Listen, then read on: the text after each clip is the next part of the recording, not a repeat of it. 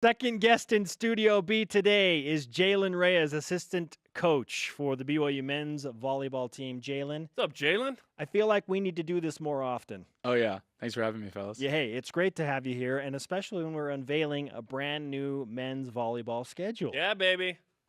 It's exciting. What do you think of the rundown this year, man? It's definitely a difficult schedule. It's with the conference changing and us kind of going from usually playing the same team twice in a week to now playing two different teams in a week. It's definitely exciting, and with the smaller conference schedule, more opportunity to play out of conference teams.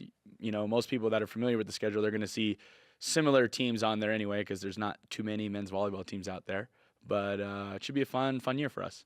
So the Mountain Pacific Sports Federation's been intact, from the 90s to now. Now the Big West is added volleyball. So you lose the Santa Barbaras and Irvines and Hawaiis of the world. So you're still in the same conference with Stanford and Pepperdine and UCLA and USC, but you add in some other teams. What's the dynamic going to be like with Concordia, Irvine, and Grand Canyon and a couple of these new teams? I think it's gonna be good. I think those two schools have really improved, since they've both added programs in kind of the recent years.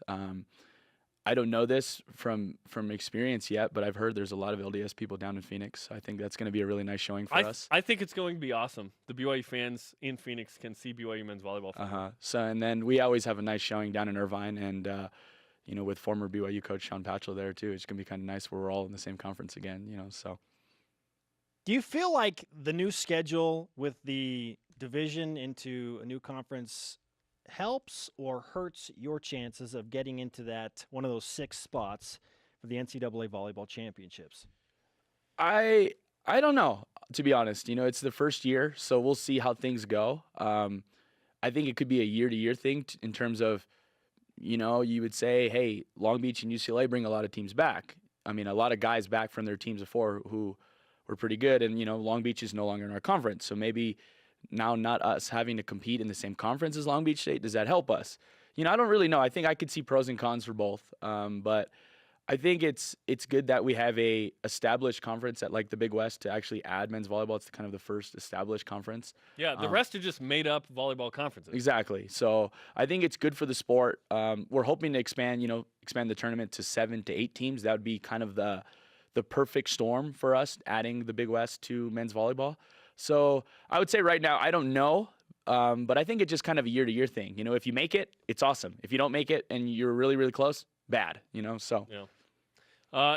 And Ohio State obviously has won the last 2, so if you meet them later and whatnot. But tell us about some of the non-conference matches that are in store, since you are playing more non-conference matches this year.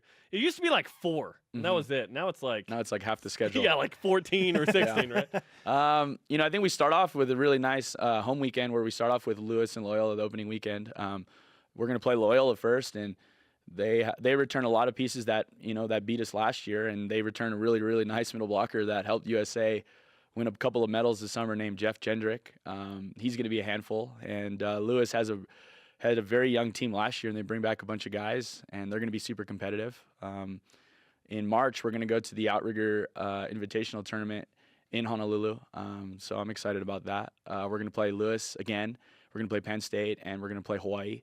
So that's a non-conference game. Non-conference game now. So that's going to be 3 competitive matches in a row on consecutive nights.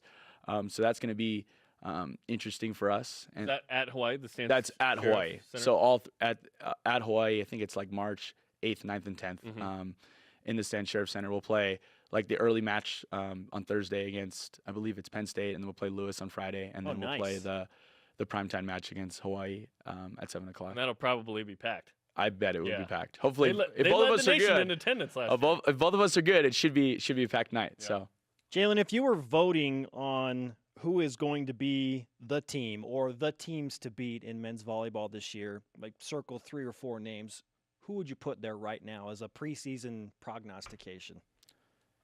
I would put Ohio State. They won the title the last couple of years. Sure, they lost maybe I would say half their starting lineup, but they still returned Nicholas Shershen from he's a senior this year. I would probably circle Long Beach State, who returns that solid core of juniors they have with TJ DeFalco, Josh Tuninga, and Kyle Insing.